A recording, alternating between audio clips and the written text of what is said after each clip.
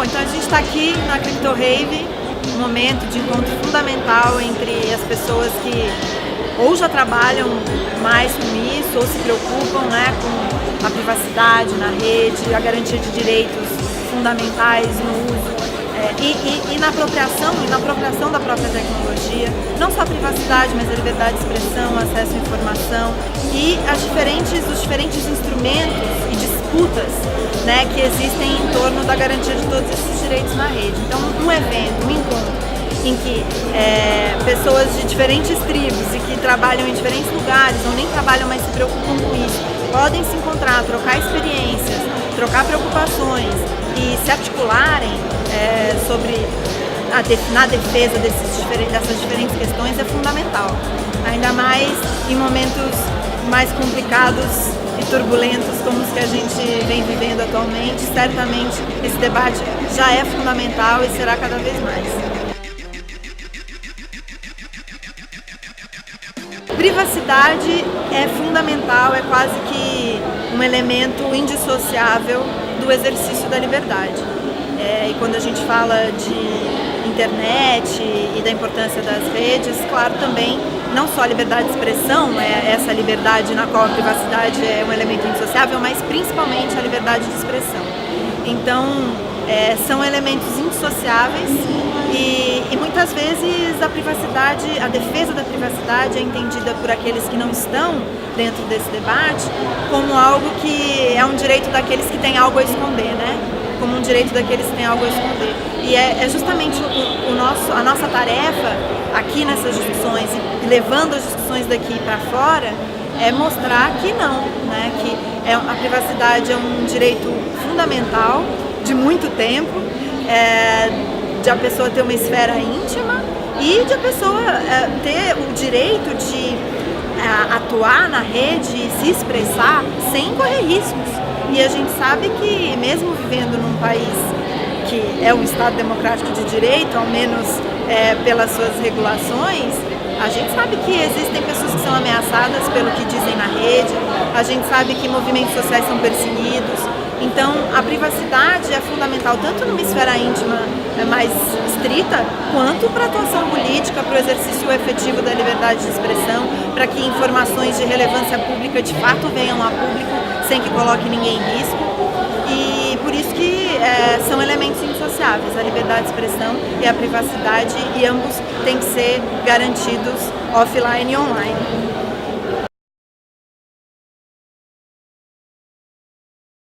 Bom, o Marco Civil da Internet, a gente teve uma vitória com a aprovação da lei, com uma série de direitos garantidos, né?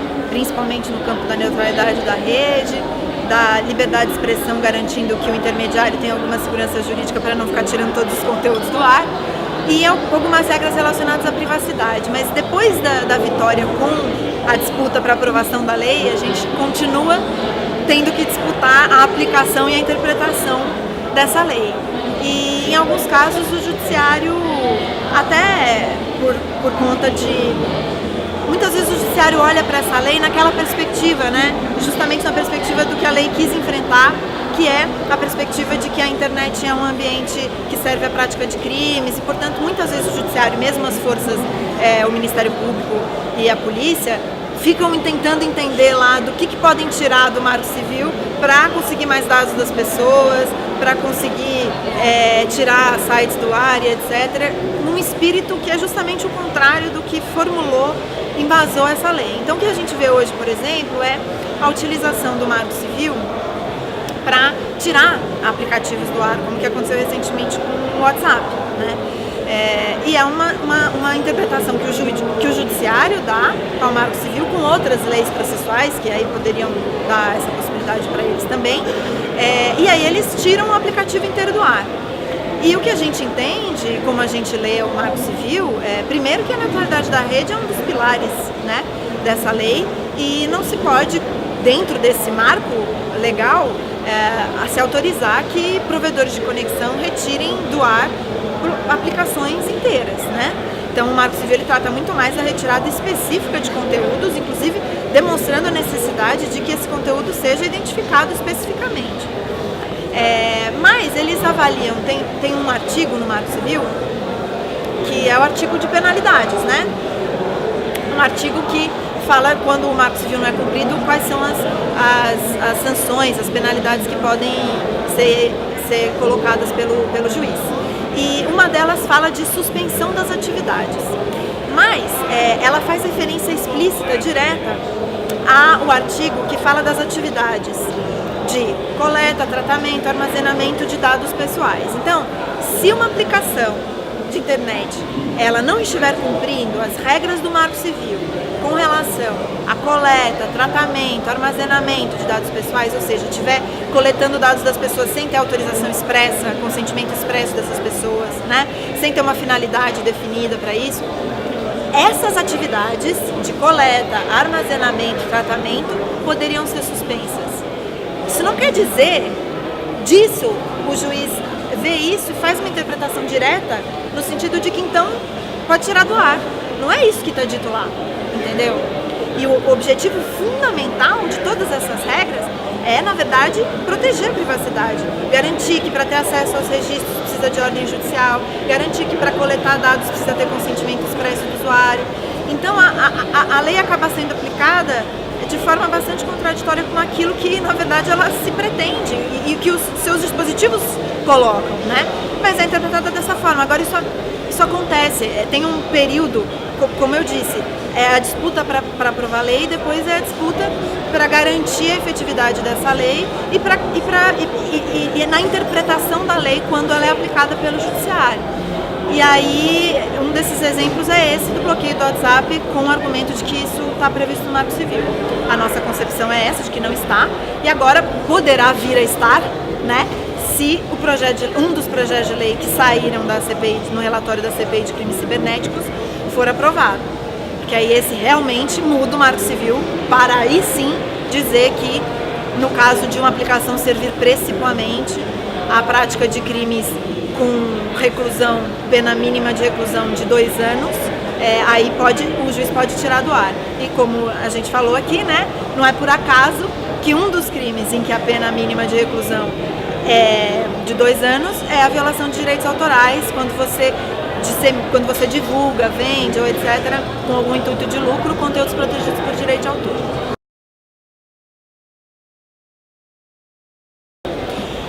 Essa disputa que eu mencionei aqui, tanto na disputa de aprovação da lei e depois a disputa para aplicação dessa lei, inclusive no diálogo com o judiciário, passa por uma outra dificuldade, né? Que é o quanto todos esses atores estão apropriados de como funciona a internet, entendem os efeitos das suas decisões para o caráter global da rede, para os seus bilhões de usuários no mundo e milhões de usuários no Brasil.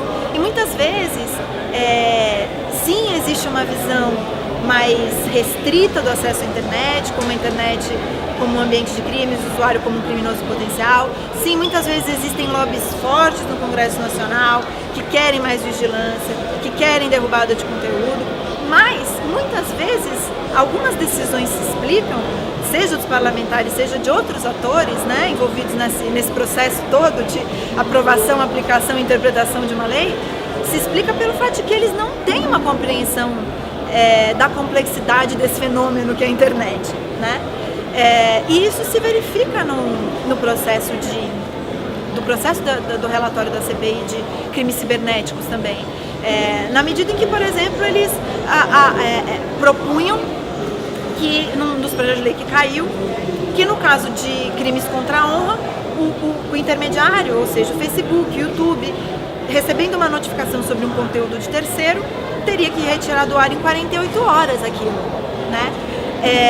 E aí a gente chega para eles e fala assim, você tem noção do resultado disso em termos de censura online? Qualquer um que se sentir ofendido vai poder notificar uma plataforma, essa plataforma, correndo o risco de ser responsabilizada junto com quem postou o conteúdo, tem que retirar do ar sem nem ter tempo direito de ver o que é? Ou mesmo quando eles quando eles tiraram esse projeto de lei e colocaram outra coisa no lugar, que era a obrigação desse site, então, esse site então ele não tem mais que retirar em 48 horas, mas quando tiver uma ordem judicial ou uma notificação das hipóteses do Marco Civil que não precisa de ordem judicial para retirar o conteúdo, não precisa de outra na ordem judicial, e esse site vai ter que ficar monitorando o tempo inteiro o que está sendo postado nele para ver se tem algum conteúdo idêntico ou parecido com aquele que foi objeto de ordem judicial. Então, imagine, algumas aplicações maiores, com mais estrutura, podem até se valer de alguns instrumentos, né? Mas sites menores, essas tecnologias, elas implicam em custos, elas implicam em uma série de complexidades que muitas aplicações menores não teriam condições de resolver. E além disso, existem outras técnicas, né, que mudam pequenos detalhes em determinados conteúdos, como por exemplo, aceleram um pouco mais o ritmo de um vídeo ou desaceleram, e isso em si já dificulta que mecanismos automáticos de identificação de um conteúdo idêntico funcionem. E aí você estaria responsabilizando uma aplicação por não ter monitorado direito se tem um conteúdo idêntico que já foi considerado infringente e não foi retirado do ar automaticamente por ela. Ou seja, eles não compreendem muito essa dinâmica, as dificuldades que existem, né, em fazer as regras dele valerem na prática. Como essa, por exemplo, de uma aplicação ter que ficar monitorando o tempo inteiro se um conteúdo que já foi objeto de ordem judicial foi postado de novo. É muito mais fácil ter que notificar de novo, que foi a solução no final. Então, se um conteúdo já foi objeto de ordem judicial, para retirada, o usuário vai lá, notifica, e eles não precisam de uma nova ordem judicial, tudo bem. Mas isso é mais factível, né?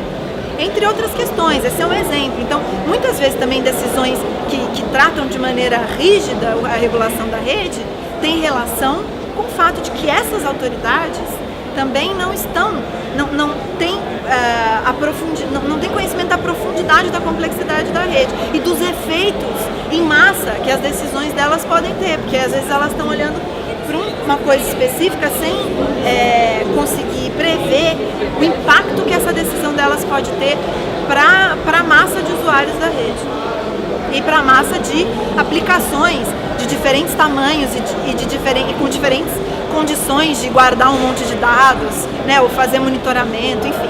Então, isso também é uma questão relevante de se ter atenção, inclusive no diálogo com essas instâncias.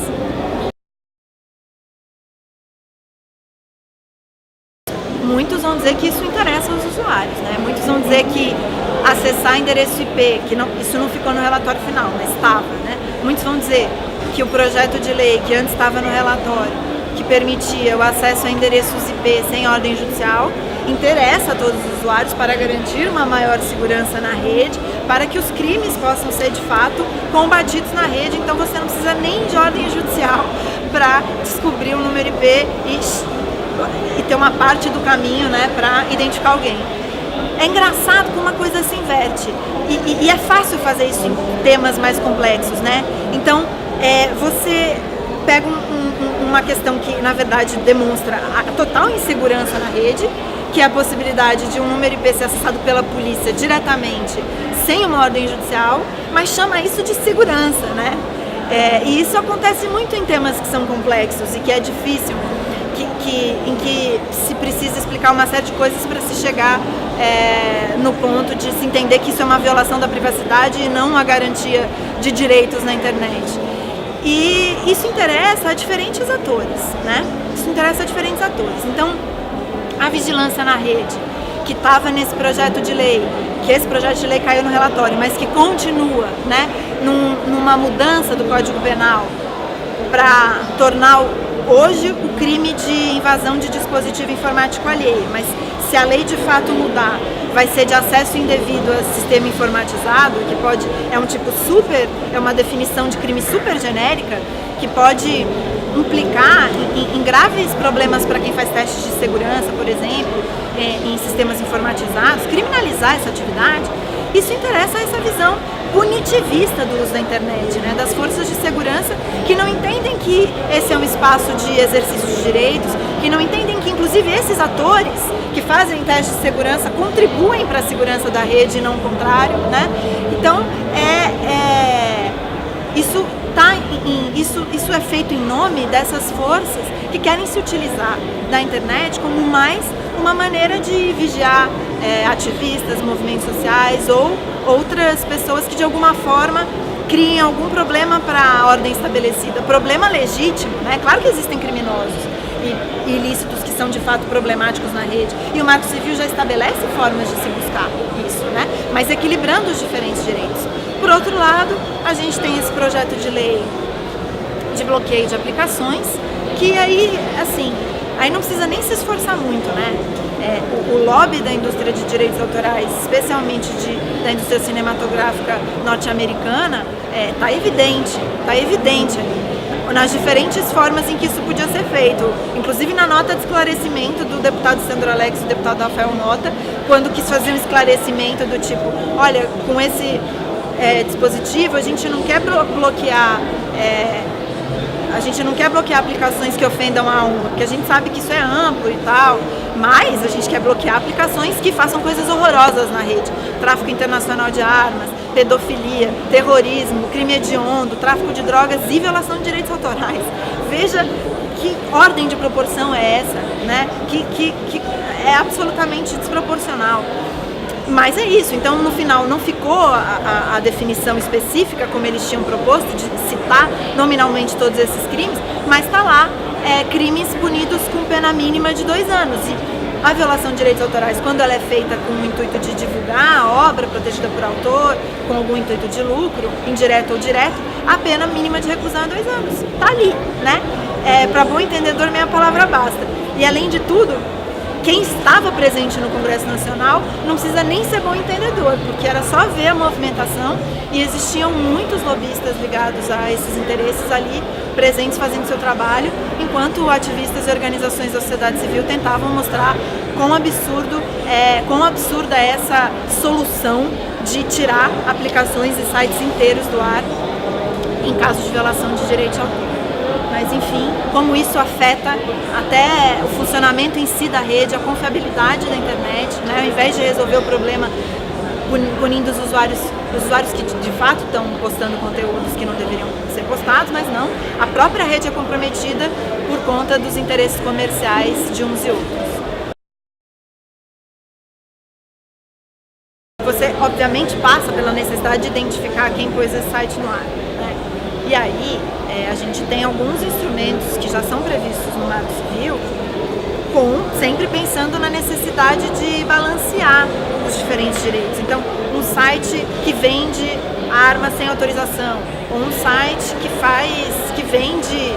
explora sexualmente crianças, né? É preciso identificar o responsável por esse site através dos diferentes mecanismos que a gente tem, passa pela identificação do IP, e essas pessoas vão ser responsabilizadas.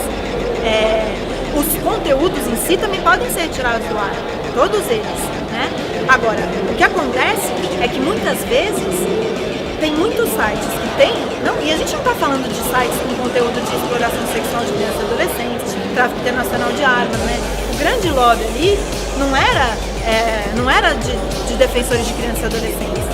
Esse artigo, esse projeto de lei, ele foi aprovado no relatório da CPI de crimes cibernéticos, principalmente por uma pressão da indústria de direitos autorais, né? E aí, nesse caso, quando o assunto é esse, a gente tem aplicações que têm tantos conteúdos protegidos quanto conteúdos que não são protegidos. E mesmo a discussão em torno da proteção ou não por direitos autorais, a gente vê muitas vezes isso ser utilizado de forma enviesada, né? Então, por exemplo, você pega um vídeo institucional de uma empresa e usa esse vídeo institucional para criticar a empresa. A empresa, ao invés de fazer uma ação com base em argumentos de honra ou questões que têm diretamente relação com o fato de ela estar sendo ofendida ou estarem criticando ela, é muito mais fácil dizer que é uma violação de direitos autorais, porque o vídeo institucional foi ela que fez, eles estão usando sem autorização. Isso é utilizado muitas vezes. Então você pode tirar, além da nossa legislação de direitos autorais, ser uma legislação restritiva em relação a outras. Então, uma combinação dessa pode levar à retirada de sites, né? Claro que nesse caso seriam só os que não têm representação no Brasil, mas a retirada de uma quantidade de sites que tem muitos conteúdos legítimos e conteúdos que poderiam ser questionados até por questionamentos que são controversos, né? Bom, tirando esses casos, em casos de tráfico internacional de armas, exploração sexual de crianças e adolescentes, a principal questão é se responsabilizar, prender, enfim, quem está fazendo isso, que é um crime, né? Para além de tirar o conteúdo do ar, quem faz isso está cometendo um crime e precisa ser penalizado enquanto um criminoso. E aí os conteúdos específicos dentro desse site também podem ser retirados. Enfim, podem ser retirados. Nesse caso a gente pode até discutir que nem seria necessário uma ordem judicial, mas é que a ordem judicial é quando o provedor é responsabilizado por não retirar, né? Mas enfim, você pode retirar os conteúdos específicos, você tem instrumentos para identificar o usuário final que mantém aquele site e criminalizá-lo e puni-lo, enfim, com o devido processo legal, uma defesa, etc., ele ser julgado e sentenciado.